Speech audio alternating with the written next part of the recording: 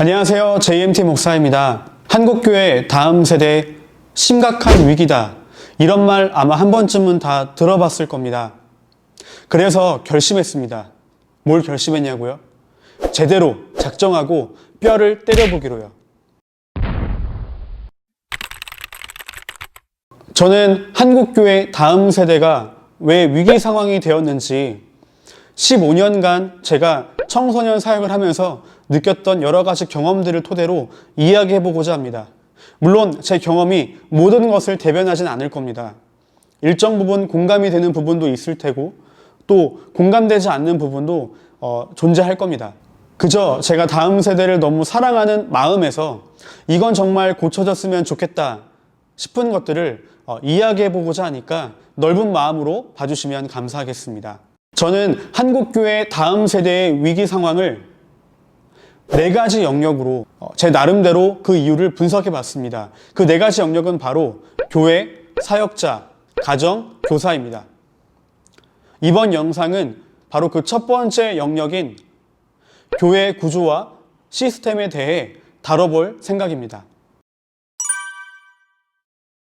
그 첫 번째 이유는 바로 교회가 다음 세대 부서에 적절한 재정을 투자하지 않는다는 것입니다. 여러분, 다음 세대가 어려운 교회들의 특징이 무엇일까요? 바로 다음 세대의 예산을 쓰는 것을 굉장히 아까워하는 그런 특징을 갖고 있습니다. 즉, 돈을 아낀다는 말이죠. 물론 성도들의 헌금을 아낀다는 것은 너무나 중요합니다. 그리고 정말 그 가치는 소중합니다. 하지만 아껴야 할 곳에 아껴야 하는 것이 필요하고 아끼지 않아야 할 곳에는 적절하게 사용하는 것이 지혜로운 것이겠죠. 하지만 한국교회의 대부분은 정말 아껴야 할 곳에 아끼지 않고 오히려 아끼지 않아야 할 다음 세대 부서에는 아끼게 되는 아이러니한 상황들이 발생하게 된다는 것입니다.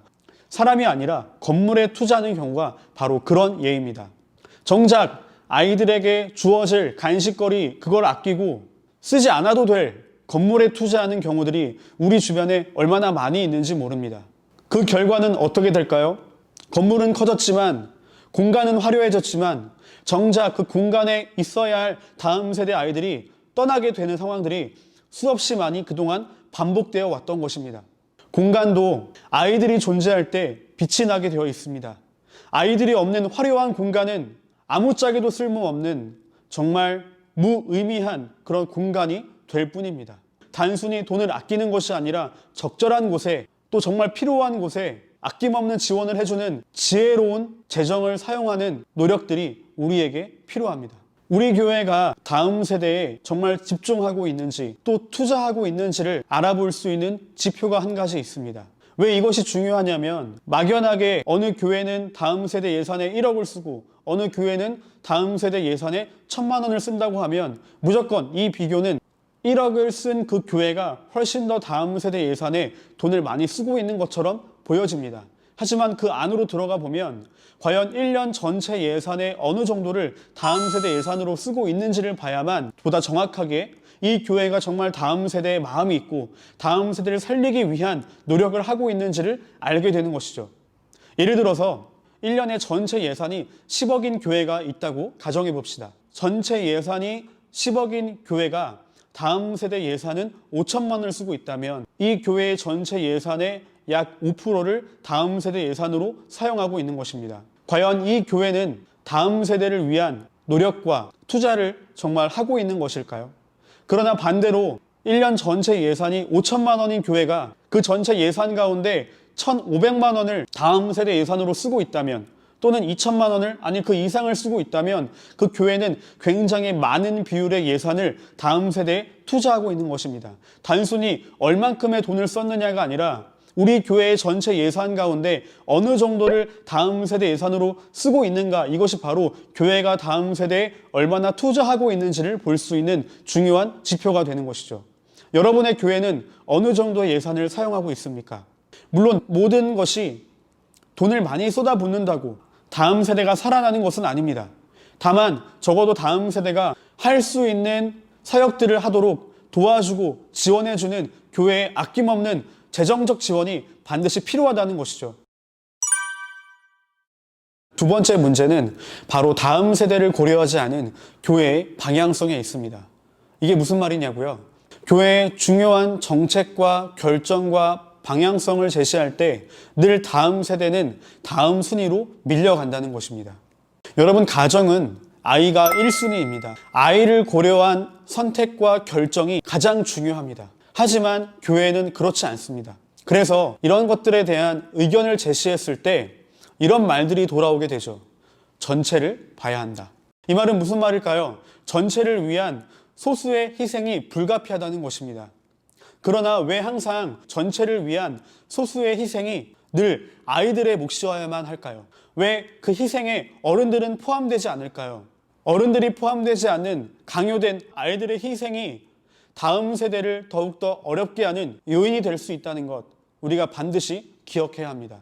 여기에 덧붙여서 한 가지를 더 얘기하자면 바로 어떤 교회의 중요한 결정들, 특별히 그것이 다음 세대에 밀접하게 영향을 미치는 결정들일 때 그 결정들이 대부분 다음 세대와 상관이 없는 비전문가의 회의 기구를 통해서 전문가인 다음 세대 사역자들에게 하달되는 문제점을 가지고 있습니다. 그러니까 비전문가로부터 전문가에게로 어떤 정책이 하달되는 것이죠. 세 번째 문제는 다음 세대 사역자들이 다음 세대 사역에 집중하지 못하고 있다는 겁니다. 왜 그럴까요?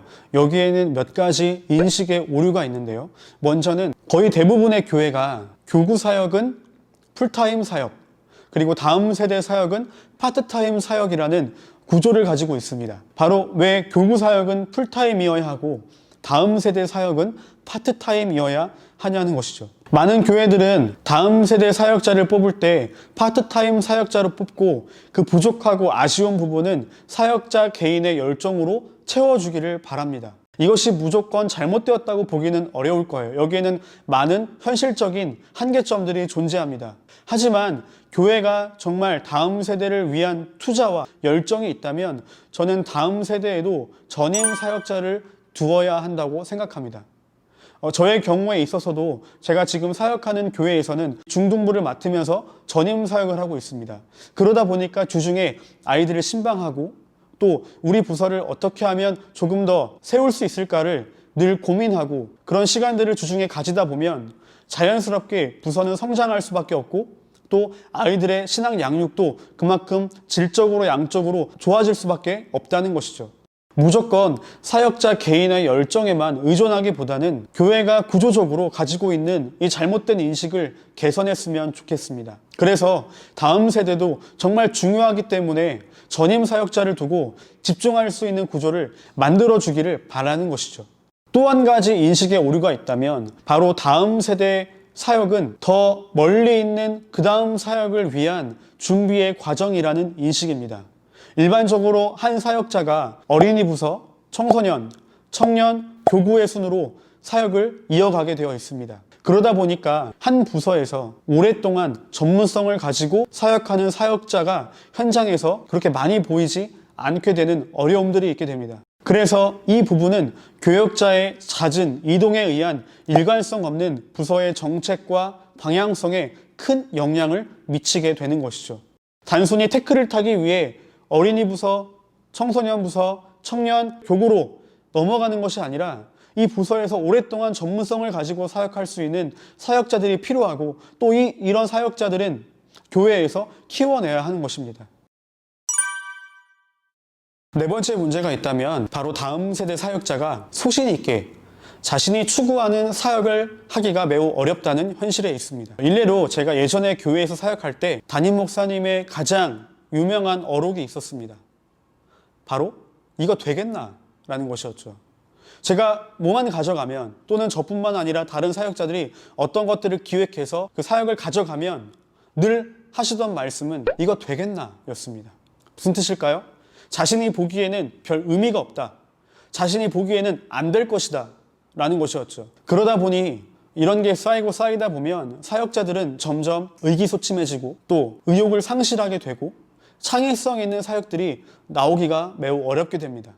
눈치를 봐야 하기 때문이죠. 저는 교회가 이 사역자와 함께 동역하고 있다면 적어도 최소한 이 사역자를 신뢰하고 이 사역자가 특별히 본질적인 부분에서 어떤 문제가 되지 않는다면 그 사역에 충분한 지원을 해줘야 한다고 생각합니다. 그리고 소신 있는 사역을 감당할 수 있게 어떤 분위기를 만들어줄 때 그때 정말 창의적이고 그리고 그 개인의 역량이 드러나게 되는 사역들을 감당할 수 있게 되는 것이죠.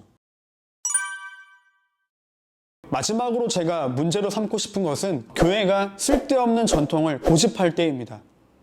일례로 제가 예전에 사역했던 교회에서 하면 안 되는 것이 있었습니다. 무엇이었을까요? 바로 주일에 돈을 쓰면 안 되는 것이었습니다. 만약에 주일에 사역자가 돈을 쓰다가 걸리게 되면 바로 그 자리에서 사임을 해야만 했습니다. 암묵적인 룰이었죠. 그러다 보니까 주일에 아이들과 함께 어디 가서 음료수 한 잔을 마시기도 어려웠고요. 또 아이들과 함께 밥을 먹기도 매우 어려웠습니다. 아이들이 함께 가자고 해도 갈 수가 없었습니다. 이런 상황에서 제대로 된 사역을 할 수 있었을까요? 한국 교회 안에는 쓸데없는 전통들이 많이 있습니다. 물론 어떠한 전통은 정말 소중하고 또 옛 선조들의 신앙의 유산을 물려받아서 아름답게 고수해야 하는 것도 필요합니다. 하지만 본질적인 것이 아닐 경우에는 얼마든지 이 시대에 맞춰서 변화를 추구할 수 있는 유연함이 우리 한국교회 안에 필요하지 않을까라는 생각이 됩니다. 네, 오늘은 한국교회 다음 세대 왜 위기인가 그 4가지 영역 중 첫 번째 영역인 교회의 구조와 시스템에 대해서 다뤘습니다. 이 영상이 많이 공감이 되신다면 여러분 구독과 좋아요 눌러주시고요. 다음에는 두 번째 영역인 사역자 편으로 다시 한번 돌아오도록 하겠습니다.